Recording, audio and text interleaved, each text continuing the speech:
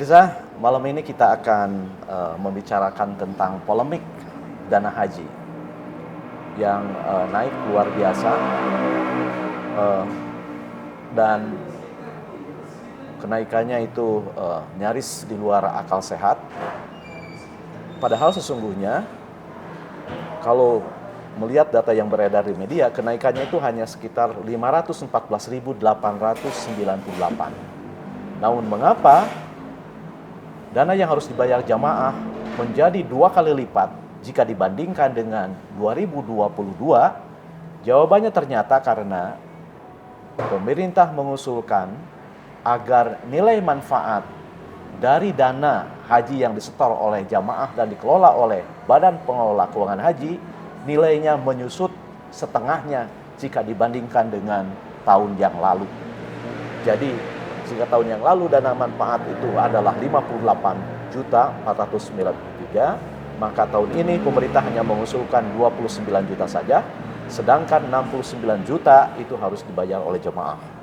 Nah, kita ingin mendengar bagaimana penjelasan ini dari Bapak Dr. Haji Tubagus H.C. Hasan Sadili sebagai Wakil Ketua Komisi 8. Beliau adalah anggota DPR RI fraksi Partai Golongan Karya dari Dapil 2 Jawa Barat yang meliputi Kabupaten Bandung dan Kabupaten Bandung Barat.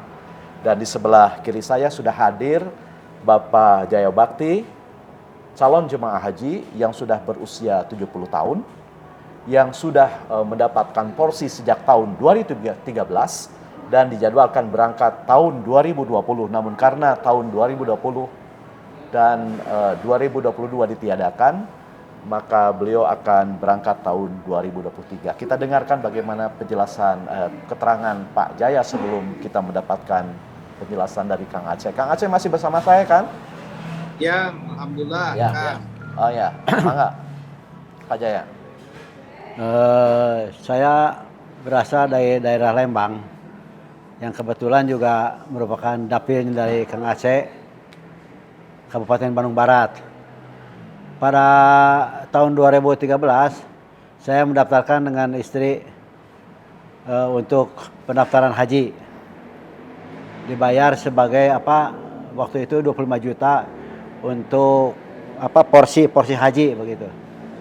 Harapan, penuh harapan, tapi itu nggak terasa sudah mencapai tahun 2020. Tiba-tiba datanglah badai, bukan badai tsunami, badai pandemi, badai pandemi itu, sehingga ya ditiadakan tahun 2020 itu. Maka kembali harapan muncul, mudah-mudahan tahun berikutnya 2021 ternyata juga sama, tidak ada kepergian haji. Nah, harapan timbul kembali setelah pandemi agak menyusut tahun 2022. Nah, timbul harapan katanya mau dibuka lagi haji seluruh dunia ke Arab Saudi. Timbul harapan demi harapan. Nah, tapi ternyata sebagaimana kita ketahui bersama, saya dengan ibu terkendala usia tahun 2022 itu. Ya, memang di sinilah sesuatunya, memang obat itu adalah sabar tawakal. Nah, sabar tawakal. Nah, kembali tidak terasa tibalah tahun 2023. Harapan itu amat sangat menggembirakan dari keterangan Kementerian Agama bahwa pemerintah Arab Saudi telah membuka kembali ibadah haji dengan tidak ada pembatasan usia. Timbul harapan yang amat sangat gembira. Nah, setelah tunggu-tunggu sambil menunggu pengumuman berapa kira-kira ONH tahun sekarang. Apakah akan sama dengan tahun yang kemarin 2023? Tahun 2022. Maaf, tahun 2022. Tapi ternyata harapan itu jauh panggang dari api. Oleh karena itu, maka dengan sangat menyesakkan dada. Kok begitu meloncat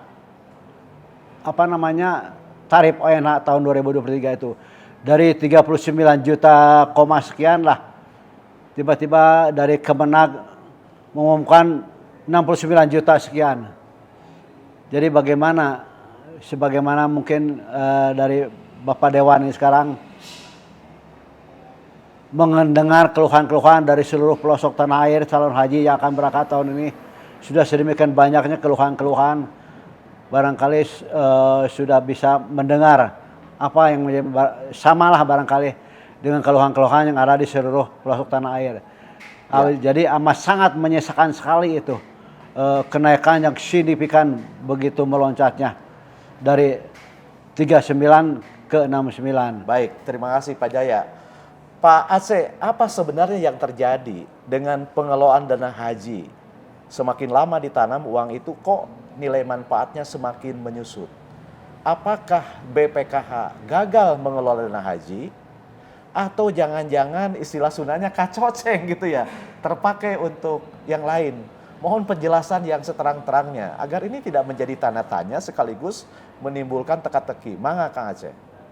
Ya, atur nuhun Prof atas pertanyaannya dan juga Pak Jaya. Pak Jaya ya, Pak Jaya, terima kasih sudah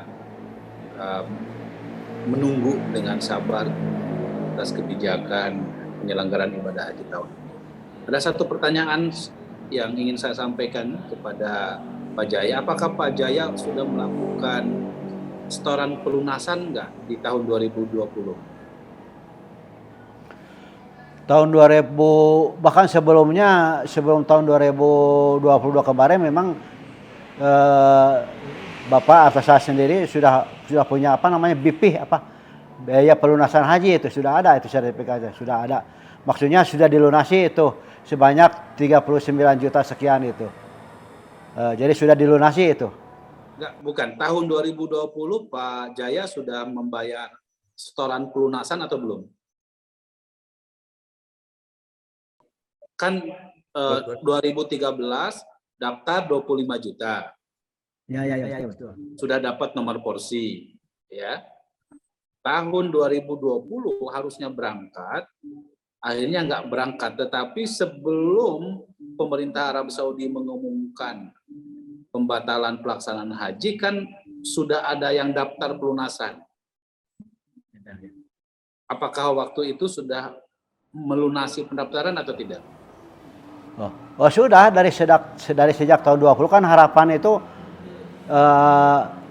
diperkirakan tidak ada pandemi, makanya setelah ada pengumuman ONH itu sekian, maka saya sendiri baru cepat-cepat segera melunasinya ke salah satu bank pemerintah. Jadi sudah lunas. 2020 itu sudah lunas, Pak. 5 juta sudah ditambah untuk pelunasan sebesar 10 juta, yaitu 35 juta sudah ya. Ya, 35 juta ya. Oke.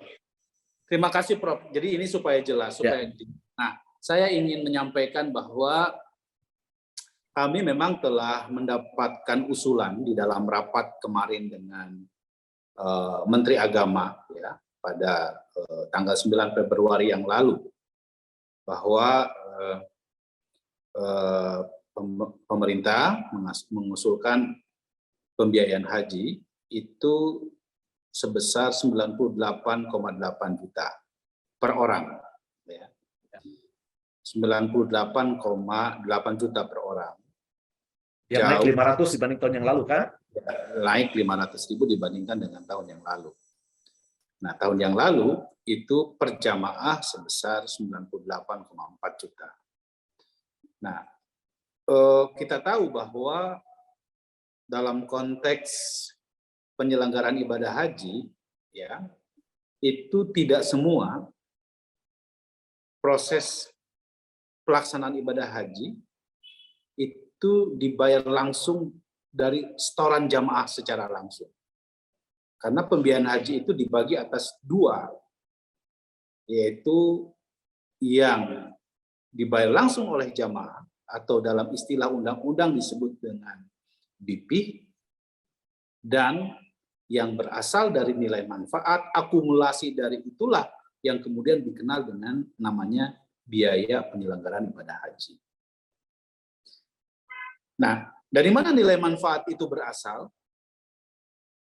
Nilai manfaat itu berasal dari dana kelolaan yang dikelola oleh namanya Badan Pengelola Keuangan Haji atau yang disebut dengan BPKH.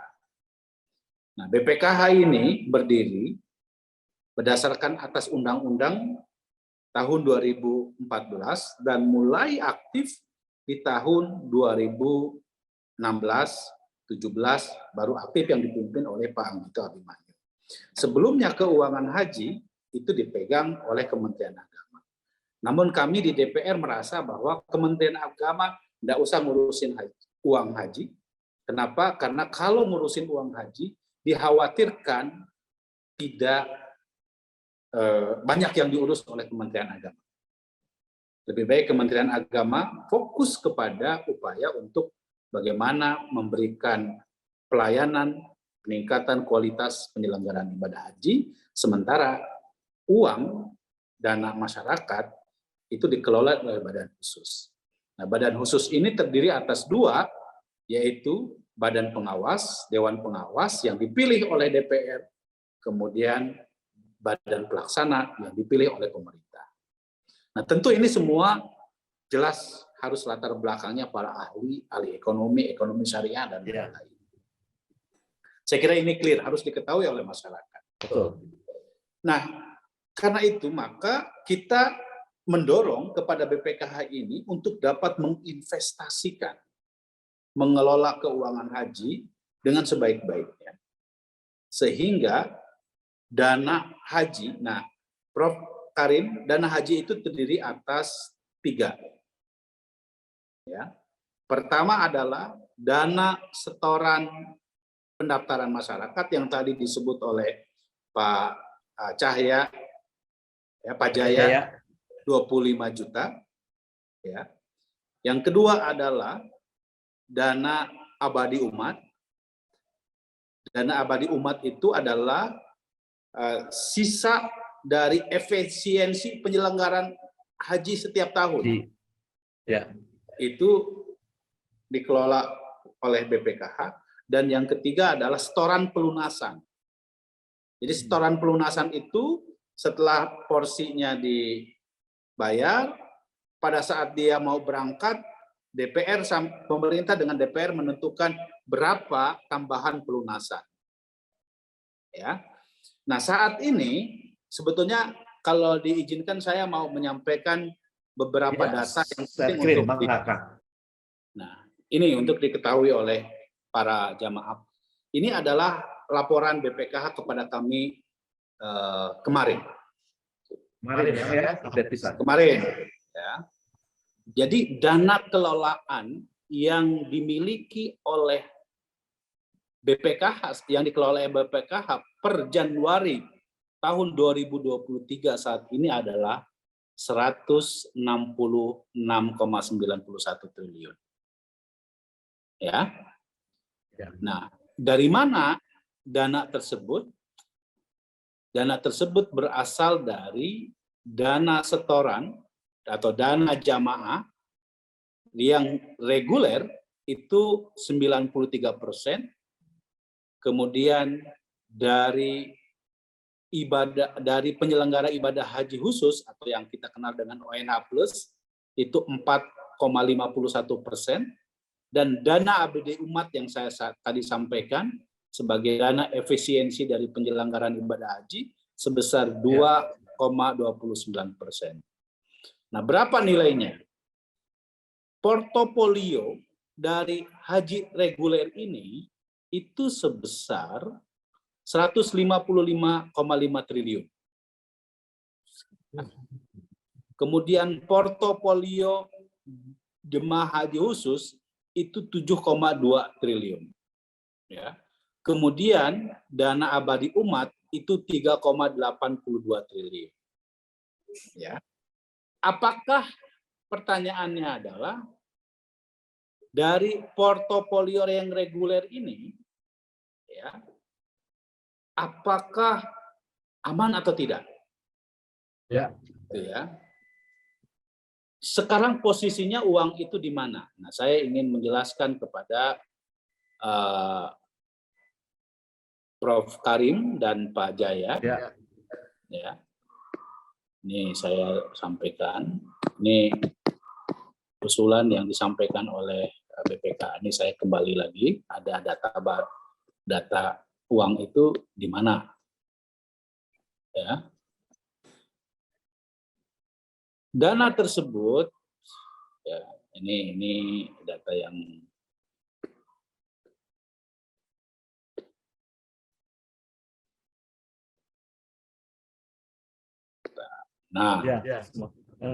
ya, ini adalah data tahun 2021. Tapi kira-kira begini, dana haji itu ditempatkan atau di dua model. Pertama, ditempatkan di bank syariah, misalnya bank BJB syariah. Itu bentuknya apa, Kang, ditempatkan di bank syariah itu? Itu deposito atau apa? bukan, iya itu produk penempatan biasa saja. Jadi jamaah ditampung saja. Ditampung saja. Ya. Yang kedua adalah diinvestasikan. Beda ditempatkan dengan diinvestasikan ya. Gede mana proporsinya, Kang, antara yang ditabung saja dengan yang diinvestasikan? Lebih banyak yang diinvestasikan. Investasi. Yang diinvestasikan itu sebesar kira-kira sekitar 70%. 70%. Ya. 70%. Ya. Itu yang terbesar, ini laporan mereka kepada kita dan tentu kita pastikan itu. Yang terbesar adalah penempatan investasi itu dilakukan melalui mekanisme apa yang disebut dengan surat berharga syariah negara. Ya, atau yang disebut dengan sukuk. Ya, sukuk. Jadi uang haji ya dipergunakan untuk membeli surat syariah negara dengan nilai manfaat rata-rata 7% setiap tahun. Ya. Jadi BPKH itu membeli surat utang negara ya, yang kemudian tentu tergantung dari negara mau mempergunakan untuk apa utang tersebut gitu, uang tersebut gitu. Tapi yang jelas setiap tahun rata-rata mendapatkan nilai manfaat rata-rata 7%. 7%. Kalau diuangkan berapa itu, Kang? Uangnya keuntungan nilai manfaat 7% per tahun itu? Ini saya kembali kepada yang tadi. Ya. Kembali kepada yang tadi. Ini sebetulnya adalah tugas BPKH untuk bisa menjelaskan ini ya. Tapi saya bantu untuk bisa menjelaskan. Ya, ini karena Kang Prof yang minta maka saya jelasin. Nah, dari proses ya, ini saya ambil dari sejak tahun 2000 dari sejak tahun 2019 ya. Nilai manfaat yang didapatkan oleh BPKH dari proses pengelolaan keuangan haji itu di tahun 2019 mendapatkan nilai sebesar 7,37 triliun. 7,37 triliun nilai manfaatnya saja. Nilai manfaatnya saja. Kemudian di tahun 2020 itu 7,43 triliun. Kemudian naik di tahun 2021 10,50 triliun. Dan di tahun 2022 itu 10,13 triliun. Jadi sebetulnya ada nilai manfaat yang dihasilkan dari proses investasi yang dilakukan oleh BPKH itu. Ya. Nah, jadi jelas sehingga dari sini bisa kita lihat ya akumulasi ini kembali kepada yang tadi ya Dana jamaah sendiri aman itu 140 triliun, Kang. Ya, betul. Ya, akumulasi dari nilai manfaat itu 15,22 triliun. Jadi 152 triliun kan? Jadi 100 ini yang dari reguler. Betul. Belum Reguler saja. hari ini reguler. Kalau ini kan haji khusus dan ini adalah PAU. Jadi memang ya dari 140 triliun ditambah dengan 15 dari nilai manfaat itu ada. Nah, sekarang pertanyaannya, digunakan untuk apa nilai manfaat? Jadi kalau ditanya, nah kembali kepada pertanyaan Kang Prof tadi, apakah dana jamaah yang saat ini jumlah daftar tunggunya sebanyak 5,2 juta itu aman atau tidak? Saya katakan aman. Ya. Kenapa? Karena jelas portofolionya. Kayak 5,2 juta yang mana punten, Kang? Dana tunggu 5,2? 5,2 juta itu yang sudah mendaftar. Oh, dari 25 juta 5,2 juta jamaah haji, calon jamaah haji yang sudah mendaftar. Oh, ketika daftar 5,2, porsi 25 juta kan gitu? Iya, betul. Jadi yang sekarang ini yang daftar tunggunya jumlahnya 5,2 juta, kan? Oh. Jadi kalau misalnya kita paham kan? Jadi kalau kita kuantifikasi rata-rata 5,2 juta kali 25 juta orang yang daftar, ya kan?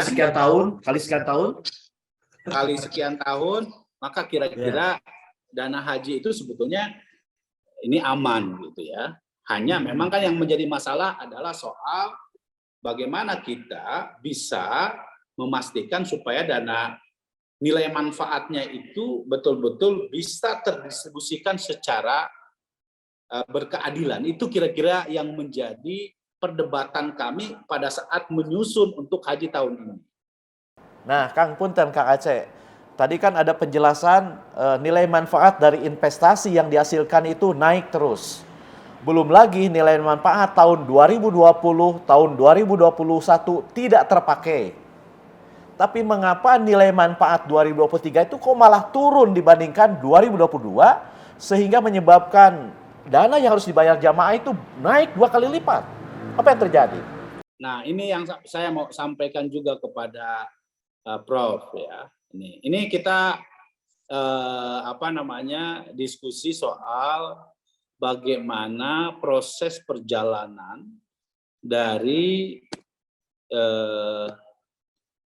haji kita dalam konteks pembiayaan. Ya. Ini saya ingin sampaikan. Nih. Ya. Ini biaya haji sebagai perbandingan kita. Ya. Total kan ini, Kang? Kita lihat per tahun. Ya, betul. Ya. Tahun 2018, pemerintah sama DPR memutuskan biaya haji itu 66 juta. Yang dibayar oleh jamaah 35 juta. Yang berasal dari nilai manfaat 31 juta. Ya. Tahun 2019 itu. Tahun 2019 ya, pemerintah menyepakati dengan DPR sebesar 70 juta yang dibayar oleh jamaah 35 juta ya, nilai manfaat 34 juta. Tahun 2020 ya, kemarin itu 69 juta ya, yang dibayar oleh berjamaah 35 juta ya, nilai manfaat 33 juta. Nah, ini yang ingin saya sampaikan nih sama Prof. Pada awalnya Prof, ya, tahun 2020, 2021 tidak ada keberangkatan, tahun 2020 tidak terjadi keberangkatan karena pembatalan. 2021 juga batal. Tapi yang menarik begini, pada awalnya tahun 2022, ya, biaya itu sebesar 81.747 pada awalnya. Sehingga jamaah kita menyepakati menaikkan menjadi 39 juta pada awalnya. yang dari nilai manfaat itu sebesar 41. Kenapa kita naikkan? Karena waktu itu adalah COVID pada awalnya.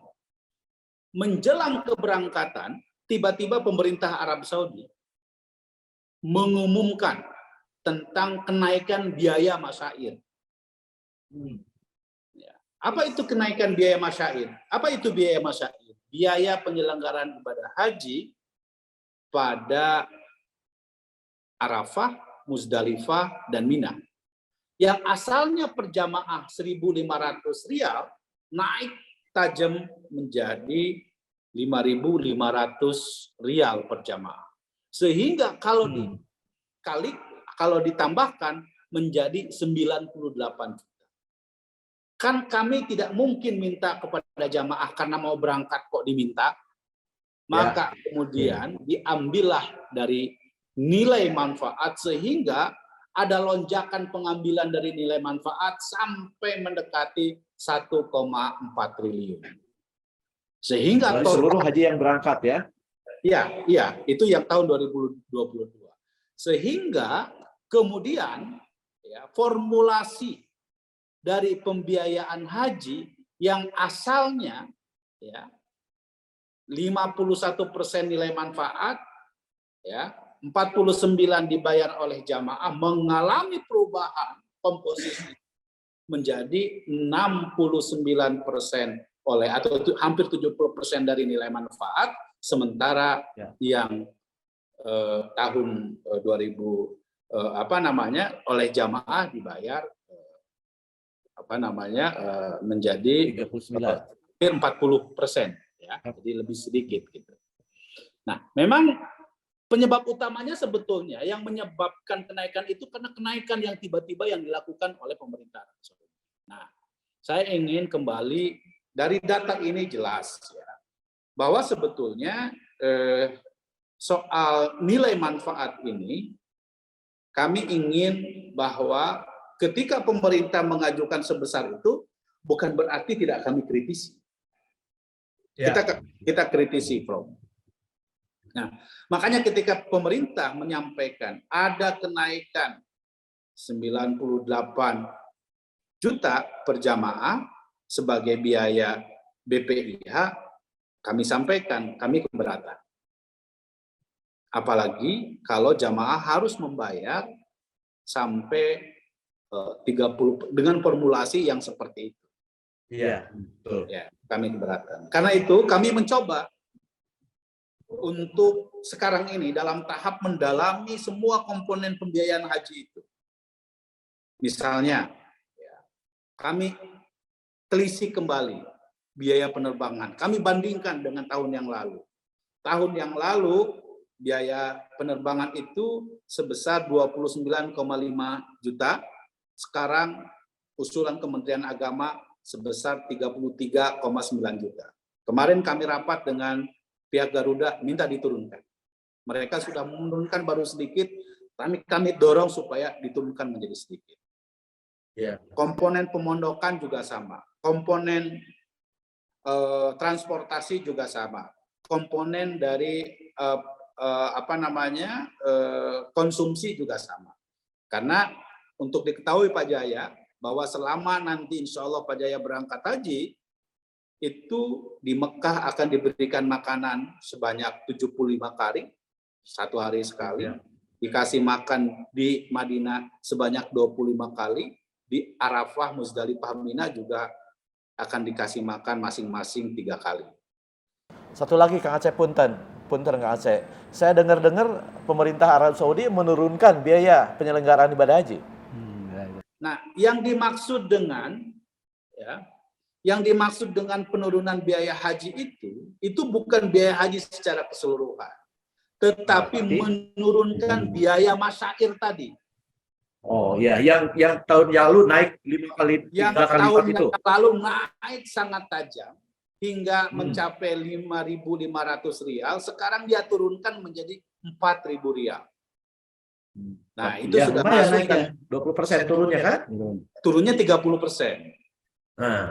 Turunnya 30%. Ini pun juga sebetulnya sedang kami telisik supaya ini bisa diturunkan. Ya. Jadi per hari ini, ya, per hari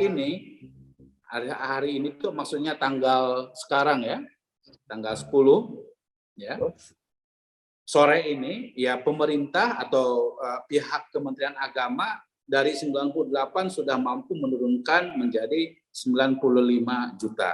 Kita lagi kejar terus, ya, penurunan apa yang bisa diefisiensikan. Ya. Nah, setelah Turun 3 kami juta ya. turunkan, ya, setelah kenapa kami turunkan? Karena kita juga bisa menawar secara langsung sebagai DPR kepada pihak-pihak yang selama ini menjadi pihak ketiga, gitu. Nah, karena itu, ya, mudah-mudahan ini bisa kita turunkan pembiayaannya.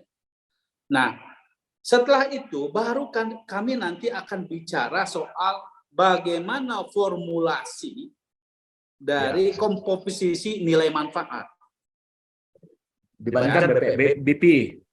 dibandingkan dengan BP. Ya, terus terang saja kami sampai saat ini masih menolak komposisi 30 dari nilai manfaat, ya, dan 70 dibayar oleh jamaah. Alhamdulillah DPR nolak.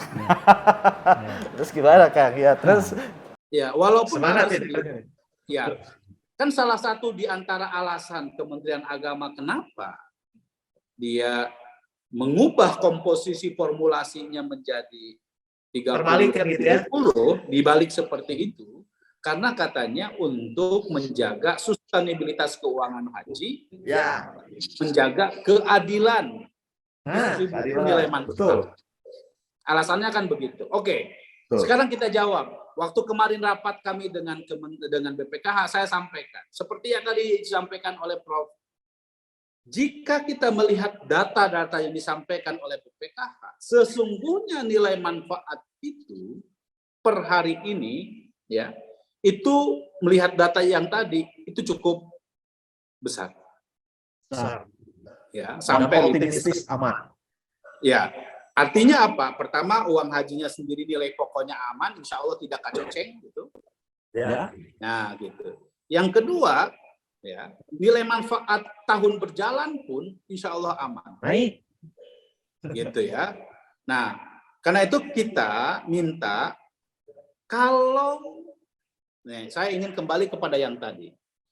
Kalau menggunakan skema 30% dibayar dari nilai manfaat, maka pihak BPKH mengeluarkan nilai manfaat yang diambil dari 15 triliun tersebut itu mengeluarkan sebesar hampir 5,7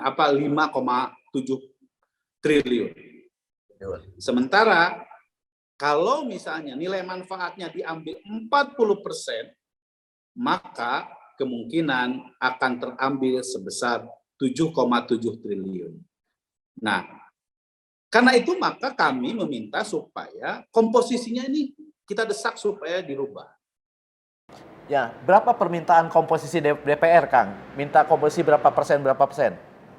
Ya kalau kami pengennya sekecil-kecilnya, tapi kan kita juga harus realistis.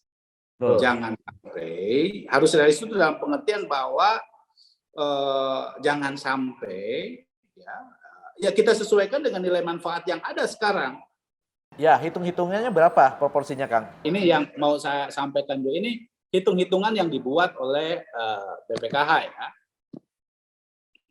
Saya kembalikan lagi kepada data. Oh, itu hitung-hitungan BPKH. Saya ingin dengar hitung-hitungan DPR sebenarnya.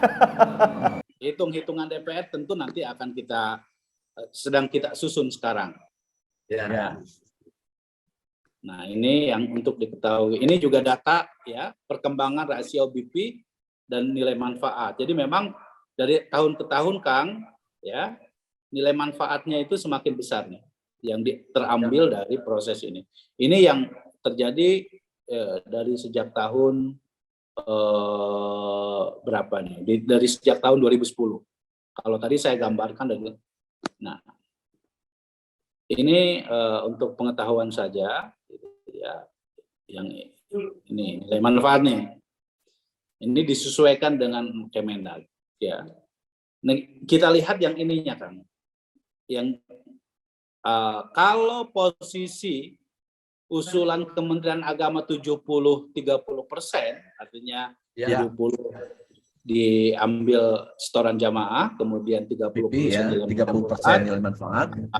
maka total subsidinya itu sekitar 5,8 triliun. Maksudnya subsidi nilai manfaat kan? Iya, betul. Ya. Kalau usulan skenarionya, misalnya kita buat 60-40, maka bisa jadi subsidinya itu sebesar 7,7 triliun. Ya. Nah, tentu kami masih belum bisa. Ini kan kalau asumsinya 96 juta ya per jamaah.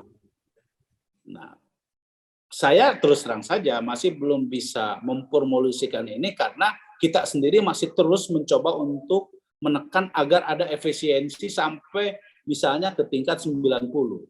Karena kalau kita bisa mencapai 90, maka kalau menggunakan komposisi 60-40, ya bisa per jamaah menjadi 55. Hanya antara 50 sampai 55 juta per jamaah untuk membayar. Sisanya bisa dilema. Jadi lebih turun signifikan menurut saya kalau kita bisa menekan gitu loh. Sehingga jamaah tidak perlu membayarnya ya tidak terlalu besar lah, antara 15 sampai 20 juta gitu untuk setoran pelunasan.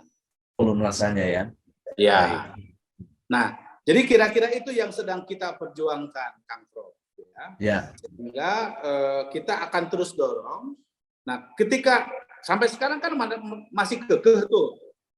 Ya. Kita akan sampaikan bahwa kalau menggunakan pendekatan ini, maka kemungkinan kalau tidak bisa mengambil dari nilai manfaat tahun berjalan, maka kita bisa menggunakan nilai manfaat yang tidak terpakai pada tahun 2021. Itu kan hitung-hitungan DPR. Kalau harapan Pak Jaya kira-kira jatuh di berapa, Pak? Biar jadi catatan Pak Aceh. Kalau menurut saya... Nah, gini Pak Jaya, punten ya. Kami bahkan sedang memperjuangkan bagi jamaah haji yang sudah lunas tunda. Tahun 2020? Ya, lunas tunda tahun 2020 yang jumlahnya saat ini 84.000, itu enggak usah bayar lagi. Alhamdulillah. Jadi lunas di 2020 tidak nambah apa-apa lagi. Itu yang diusahakan. Mudah-mudahan berhasil. Kan itu adil, itu sangat adil. Gitu. Kenapa? Karena bukan salah mereka juga. Betul. Ini kan salah kebijakan yang dibuat oleh pemerintah Arab Saudi. Kenapa yang ini bisa berangkat dengan biaya sekian, sementara gara-gara kebijakan kami yang sudah menunggu lama, lalu kemudian kenapa kami harus nambah? Nah, ini Kang Prof yang sedang kami perjuangkan. Jadi ada 84.000 jamaah haji yang seharusnya berangkat tahun 2020 disebabkan karena usia, disebabkan juga karena pembatasan. Kemarin kan tahun 2022 hanya 155 orang. Ya. Kita harapkan justru yang sudah lunas tunda itu tidak usah bayar lagi. Jadi maaf, yang sedang diusahakan oleh Dewan dua. Yang pertama mengefisienkan biaya haji sehingga turun di sekitar 90 dengan proporsi yang diubah. Dan yang kedua sedang mengusahakan jamaah haji yang sudah melunasi tahun 2020 dan tertunda keberangkatan karena kebijakan itu tidak lagi menambah. Begitu kan Pak Dr. Aceh? Betul. Ya, betul. Ini yang sedang kita perjuangkan. Gitu. Jadi karena itu Pak Jaya mohon doanya supaya kita Amin. mendapatkan kemudahan supaya perjuangan kita menurunkan dari yang diusulkan oleh pemerintah ini berhasil, terutama memastikan supaya jamaah yang sudah lunas tunda itu tidak perlu membayar tambahan. Ya. Sudah jelas sekarang Pak Aceh. Terima kasih, mudah-mudahan usahanya dimudahkan karena ini untuk kebaikan bersama, untuk tegaknya salah satu rukun Islam. Ini bukan main-main. Ya, Pak Jaya, ada titik terang. Ya, Pak, closing statement, Kang. Ya, jadi gini, Kang Prof, ya tentu kami juga harus sampaikan kepada masyarakat ya, karena selama ini kan masyarakat mengasumsikan bahwa biaya haji itu seakan-akan dari hasil apa namanya setoran pendapatan, setoran pelunasan. Dari yang terjadi saat ini, banyak yang masyarakat yang tidak tahu bahwa sesungguhnya ada peran yang dilakukan oleh pemerintah, BPKH, dan tentu DPR dalam membuat komposisi pembiayaan haji sehingga betul-betul bisa dijangkau oleh masyarakat. Kan selama ini saya tanya di beberapa daerah pemilihan saya di Kabupaten Bandung, oh ternyata sesungguhnya biaya haji itu 98 juta ya. Dikira hanya 39 juta. Ternyata tidak. Nah, itu yang masyarakat juga sebetulnya tidak banyak yang tahu. Betul. Ya. Padahal Kang Prof asal tahu bahwa biaya haji khusus aja sekarang rata-rata udah 200 juta loh. Iya kan? Jadi haji khusus itu dapat nilai manfaat ya? Haji khusus juga sebetulnya kalau mereka juga uangnya memang diterima, tapi mereka tidak mendapatkan nilai manfaat. Gitu. Oh, tidak mendapat ya. Baik. Mereka tidak mendapatkan nilai manfaat. Karena mereka adalah bisnis to bisnis gitu. Ya, murni bisnis ya. Mereka hanya menyimpan uang di apa namanya di BPKH gitu ya, gitu. Nah, uang itu ya sebagai bentuk bahwa mereka untuk beli nomor porsi saja gitu. Tapi soal dana kelolaan itu memang diprioritaskan untuk haji reguler gitu. Ya, jadi untuk diketahui oleh masyarakat bahwa dengan polemik ini kan kita bisa tahu bahwa pertama sesungguhnya ada peran ya. Dan ini saya juga mengajak kepada masyarakat, udahlah kalau mau daftar haji aja sekarang. Kenapa? Ya. Karena daftar haji itu sama saja dengan Anda menabung. Ya, betul. Ini kan? Kalaupun juga misalnya kita daftar tunggunya lama, tetapi pasti akan ada tambahan nilai manfaat. Karena termasuk ke rekening. Pak, yang masuk ke rekening, Pak Jaya, kalau sekarang buka rekeningnya Pak Jaya, tidak 25 juta, Pak. Oh, bertambah ya? Pasti bertambah. Ya. Dan rata-rata penambahannya, kalau sekarang misalnya sudah melakukan pelunasan sampai 35 juta, maka insya Allah sudah bisa mencapai 40 juta lebih. Iya. Baik, Kang Aceh, maaf sudah jelas kayaknya ini. Dan saya tidak ingin mengganggu waktu Pak Aceh terlalu lama. Terima kasih, ini sangat-sangat jelas ya, Pak Jaya. Jelas. Jadi sekali lagi yang tengah diusahakan oleh DPR adalah menekan biaya haji, kemudian mengubah proporsi sehingga lebih menjangkau, merasa keadilan masyarakat. Dan ketiga, mengusahakan jamaah yang sudah melunasi tahun 2020 dan tidak berangkat, tidak lagi menambah dana apapun. Mudah-mudahan apa yang diusahakan DPR dimudahkan sekali lagi, dan kita semua bersabar tentu saja menunggu keputusan yang akan dihasilkan oleh DPR. Hatur nuhun Kang Aceh atas waktunya dan penjelasannya. Ya, sami-sami Pak Aceh. Ya, Pak Jaya akan bercerita di Kabupaten Bandung Barat, di Kabupaten Bandung, karena beliau tinggal di Bandung, tentang apa yang diusahakan oleh DPR dan khususnya Kang Aceh. Terima kasih, Sampurasun. Assalamualaikum warahmatullahi wabarakatuh. Inilah jalan kemuliaan bagi kita semua.